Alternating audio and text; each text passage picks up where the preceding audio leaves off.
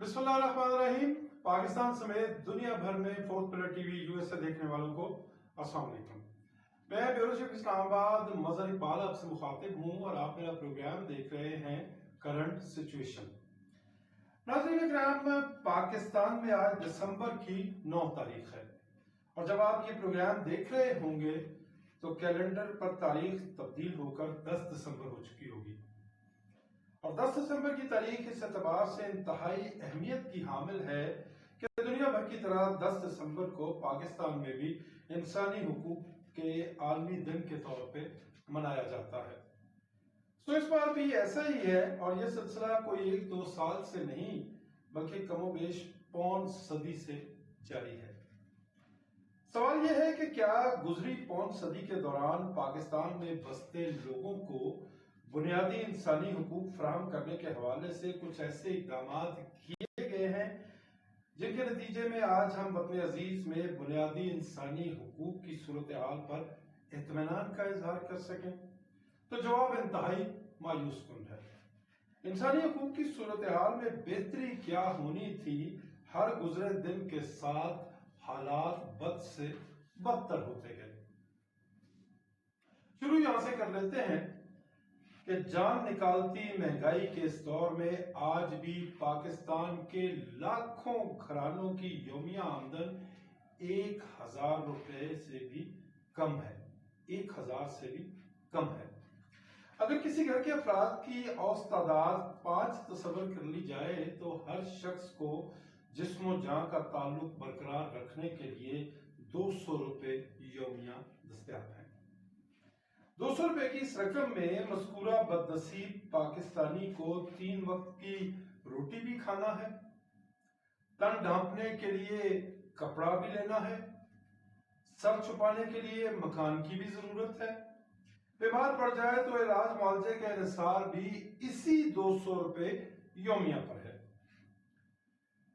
ایک سے دوسری جگہ جانے کے لیے ٹرانسپورٹیشن سے لے کر کفن دفن کے لیے بھی یہی 200 روپے یومیہ کی رقم میسر ہے۔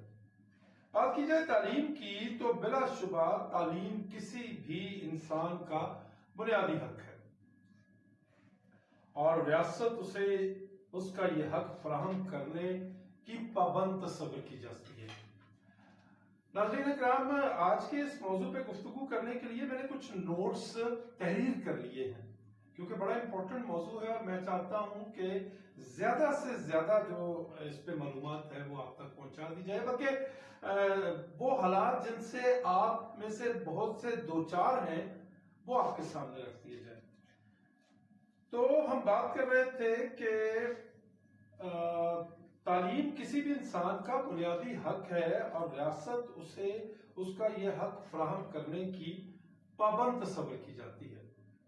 لیکن پاکستانیوں کی اکثریت کا شمار دنیا کے ان بد نصیب انسانوں میں ہوتا ہے جہاں ریاست اپنے شہریوں کو تعلیم کا بنیادی حق دینے سے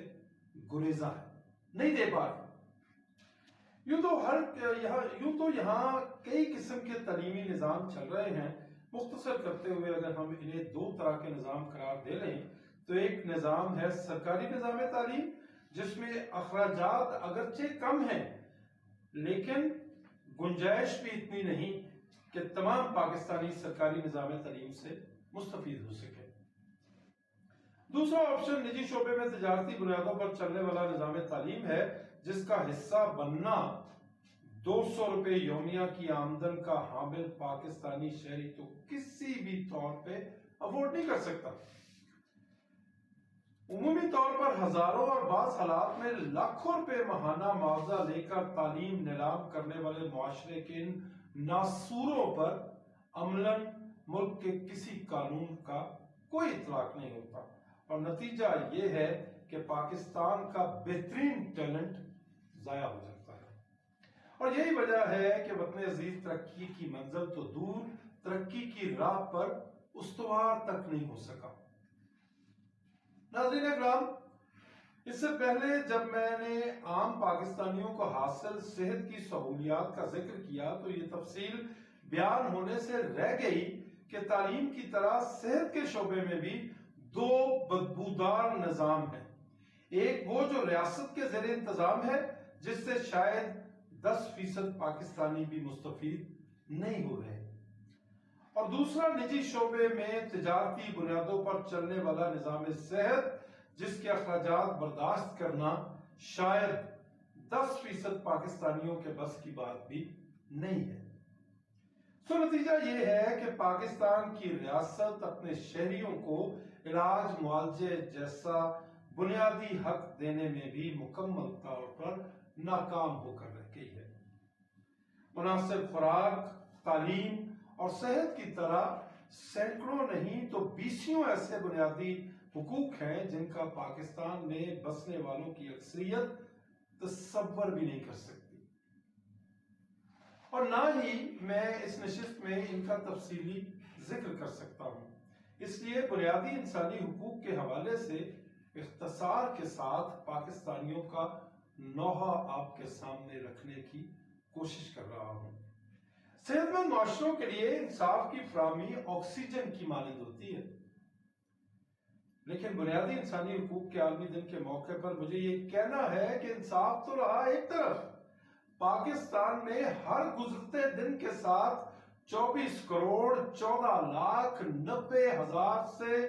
زائد انسانوں پر روا رکھے گئے ظلم میں اضافہ ہو رہا ہے۔ اس ظلم کی بھی اتنی اقسام ہے کہ ان سطور میں ان کا بیان کرنا ممکن ہی نہیں، محال ہے۔ اس لیے ایک آدھ کا ذکر کر کے آگے بڑھ جاؤں گا۔ بجلی کے بل کو لے لیتے ہیں، ایک نہیں، دو نہیں، تین نہیں، بلکہ 1 درجن سے زائد ٹیکسوں کے ساتھ پاکستانیوں کی اکثریت بجلی کے بل کے نام پر اس اشرافیہ کی ننگی عیاشیوں کی قیمت بھی ادا کرتی ہے، جس اشرافیہ کے بہت سے کارناموں میں سے ایک کارنامہ یہ ہے کہ وہ پاکستان میں بننے والی بجلی سے ایک تو وہ بل نہ دینے کے باوجود اپنے کارخانے چلاتے ہیں اور ان کارخانوں کی کمائی کو بیرون ملک منتقل بھی کرتے ہیں۔ نتیجہ یہ ہے کہ عام پاکستانی کے لیے پانی سے بننے والی بجلی یوں گویا کہ دیسی گھی سے بن رہی ہے، اور ظلم کی اس چکی میں پستے پستے حالت یہ ہو گئی ہے کہ آزاد کشمیر میں لوگوں نے اب بجلی کے بل ادا کرنے بند کر دیے ہیں اور سرکار سے کہہ دیا ہے کہ اپنے بجلی کے کھمبے اتار کے لے جائیں۔ وطن عزیز میں ایسے شاہد کی بھی کمی نہیں ہے کہ بجلی کا بل ادا کرنے کے لیے حوا کی بیٹیوں نے اپنی عصمتیں داؤ پر لگانا شروع کر دی ہیں۔ بات انصاف کی ہو رہی ہے تو انصاف بلا شبہ عدالتیں فراہم کرتی ہیں، اور عدالتوں کے احترام میں صرف اتنا ہی کہنے پر اکتفا کروں گا کہ اگر پاکستان میں عدالتیں انصاف دے رہی ہوتی تو انصاف فراہم کرنے والے ممالک کی فہرست میں پاکستان پچھلی، بہت پچھلی، بلکہ سب سے پچھلی صفوں میں نظر نہ آ رہا ہوتا۔ حالت یہ ہے کہ پاکستان کے زندہ لوگ حصول انصاف کے لیے ترس رہے ہیں بلکہ مر رہے ہیں،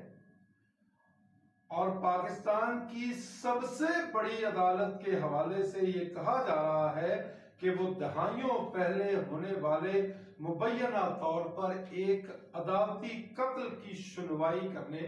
جا رہی ہے، اور یہ فیصلہ کیا جائے گا کہ آیا واقعی وہ عدالتی قتل تھا یا نہیں تھا۔ میری مراد پاکستان کے پہلے منتخب وزیر اعظم ذوالفقار علی بھٹو کی پھانسی سے متعلق فیصلے سے ہے۔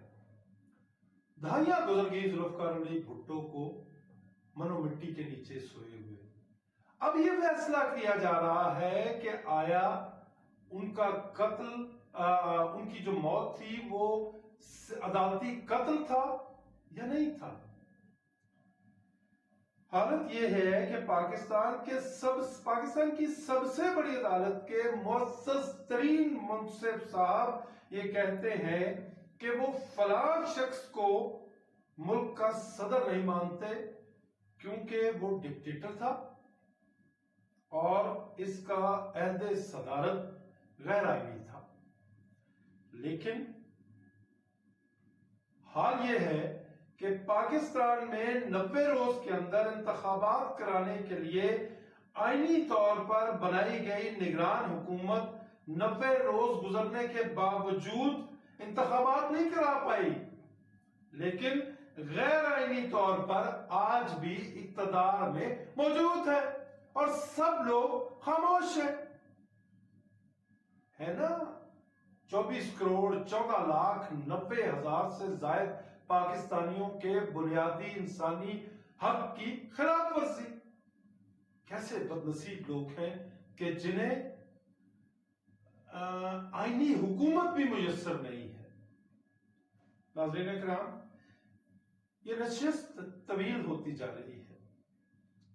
لیکن کیا کریں کہ قصہ بھی تو پون صدی کا ہے،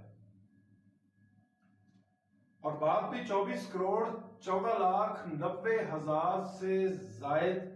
انسانوں کی ہو رہی ہے۔